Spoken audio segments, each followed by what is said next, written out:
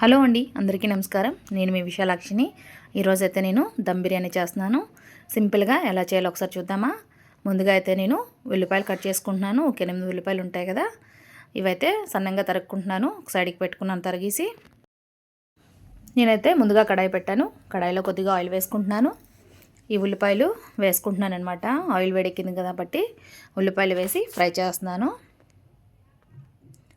ఇవేంటంటే కొద్దిగా టైం పడుతుంది కానీ దమ్ బిర్యానీ అయితే చాలా బాగుంటుంది అనమాట. మీరు కూడా ఒకసారి ట్రై చేయండి. ఈ ఉల్లిపాయలు కొద్దిగా మంచి కలర్ రావాలంటే వేగంగా కొద్దిగా ఫ్రై అవ్వాలనుకుంటే కొద్దిగా సాల్ట్ వేసుకుందాం. బాగా కలర్ కూడా బాగానే ఉంటుంది, ఫ్రై కూడా వేగంగా అయిపోతాయి. అందుకోసం నేను కొద్దిగా సాల్ట్ వేసుకున్నాను.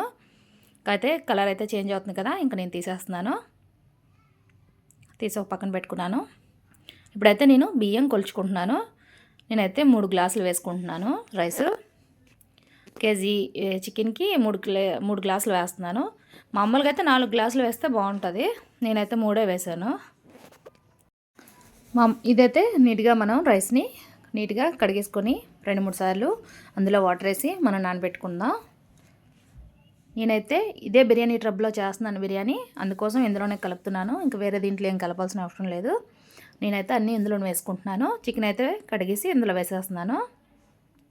ఇందులో అయితే నేను 1 స్పూన్ కారం వేస్తున్నాను. అలానే పసుపు కూడా వేసుకుంటున్నాను 1/2 స్పూన్. అలానే చికెన్ మసాలా కూడా వేసాను. ధనియా పౌడర్ కూడా వేసాను. గరం మసాలా కూడా వేసుకున్నాను. కొద్దిగా కస్తూరి మెతి కూడా వేసాను. 1 స్పూన్ సాల్ట్ వేసాను. మనం రైస్లో కూడా వేసుకుంటాం కదా సాల్ట్, అందుకోసం ఇందులో ఎంత కావాలో అంత వేసాను. అలానే 3 స్పూన్లు ఆయిల్ వేసి, అలానే ఆనియన్ అయితే వేపాను కదా, అవి కూడా వేసాను.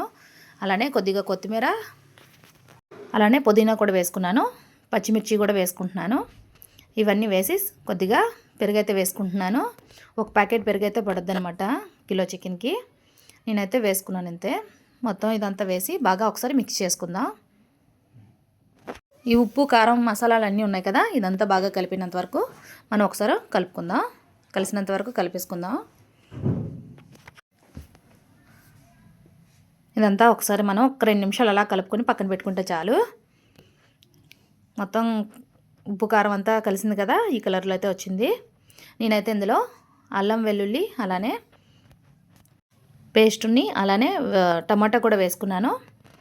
ఇంకా వేసుకొని ఒక నిమ్మకాయ కూడా పిండేసుకొని ఇంకైతే నేను ఒక అరగంట సేపు బయటని పెట్టి ఇంకా నేనైతే గ్యాస్ పై పెట్టుకున్నాను.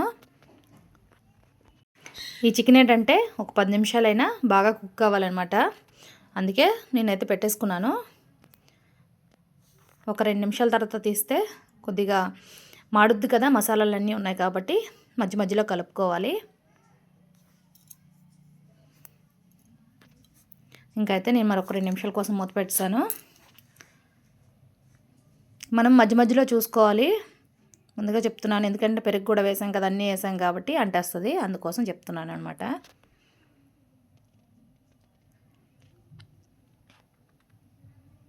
ఇదైతే ఇలాగా ఒక 10 నిమిషాలు ఉడికించుకోవాలి చికెన్ అంతా. చికెన్లో ఉండే వాటర్ కూడా బయటకు వస్తుంది కదా, అదంతా బాగా ఉడికిపోద్ది అనమాట. చికెన్లో వాటర్ వేయాల్సిన అవసరం ఏం లేదు.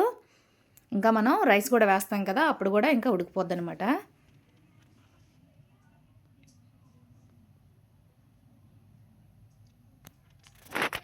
ఇంకా ఇది దగ్గర పడుతుంది కదా, నేనైతే ఇంకా వాటర్ పెట్టేసుకుంటాను. చూడండి, ఆయిల్ అంతా పైకి తేలింది కదా, అందుకోసమని. ఇప్పుడైతే నేను వాటర్ పెట్టుకుంటున్నాను బియ్యం ఎసరికి. నేనైతే ఇంకా బిర్యానీ సామాన్లు అన్నీ వేసి సాల్ట్ కూడా 1 స్పూన్ వేసుకున్నాను.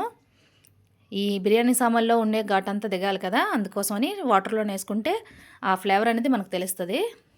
రైస్ కొద్దిగా వేడి నీళ్ళు అయితే మరిగిపోయి కాబట్టి నేనైతే రైస్ వేసేస్తున్నాను. ఇక్కడ చికెన్ కూడా ఉడుకుతుంది కదా. రైస్ అయితే ఎంతసేపు ఒక 10 నిమిషాల్లో అయితే ఉడికిపోద్ది రైస్, ఎక్కువేం టైం పట్టదు. ఇంక ఇది కూడా చూసుకొని అది మధ్య మధ్యలో రైస్ని కూడా చూసుకోవాలి. అదైతే రైస్ అయితే 80% ఉడికితే చాలు. ఇది కూడా దగ్గర పడింది కదా చికెను, ఇంకా రైస్ కూడా ఉడికిపోయింది కాబట్టి నేనైతే వేసేసుకుంటున్నాను. నేనైతే లేయర్ లాగేను. నేనైతే మొత్తం 80% రైస్ ఉడికినంత వరకు ఉంచి రైస్ అంతా ఒకేసారి నేను వేసేస్తానమాట. ఇంకా నేను ఇలా వేసిన తర్వాత కొద్దిగా అయితే కొత్తిమీర అలానే పుదీనా, ఈ ఉల్లిపాయలు ఉన్నాయి కదా, అవి కూడా నేను మధ్యలో జల్లుకొని మళ్ళీ అన్నం వేస్తాను లేయర్గా. నేనైతే చికెన్ గట్ట అలాగే ఏం వేయను, ఇలాగ వేసిన కూడా చాలా బాగుంటుంది అనమాట. నేను ఇప్పుడు ఇలా చూపిస్తున్నాను కదా, అలా చేయండి. ఇంకైతే పైన పుదీనా కొత్తిమీర కూడా వేసి మనమైతే ఇంకా మూత పెట్టుకోవడమే. ఈ రైస్ అనేది 20 నిమిషాలు కంపల్సరీగా స్లో ఫ్లేమ్లో పెట్టే ఉడికించుకోవాలి. ఇంకా ఉడికినంత టైం నేనైతే వీడియో తీయలేదు, 20 నిమిషాలు మాత్రం అలాగా వదిలేసాను. నేను స్లో ఫ్లేమ్లో పెట్టేసి అలాగా వదిలేసాను. 20 నిమిషాల తర్వాత ఆఫ్ చేశాను, టైం చూసుకొని ఆఫ్ చేశాను. ఇలాగ స్టీల్ ప్లేట్ పెట్టాను, అటుపైన స్టీల్ దీంతో వాటర్ తీసుకొని అందులో కొద్దిగా బరువు రాయి పెట్టానమాట. 20 నిమిషాల తర్వాత అయిపోయిందండి బిర్యానీ అయితే రెడీ. చూడడానికి అయితే చాలా బాగుంది, టేస్ట్ కూడా చాలా బాగుందనమాట. ఒకసారి కింద నుంచి ఒకసారి రైసు చికెన్ అంతా తీసి కలుపుతున్నాను.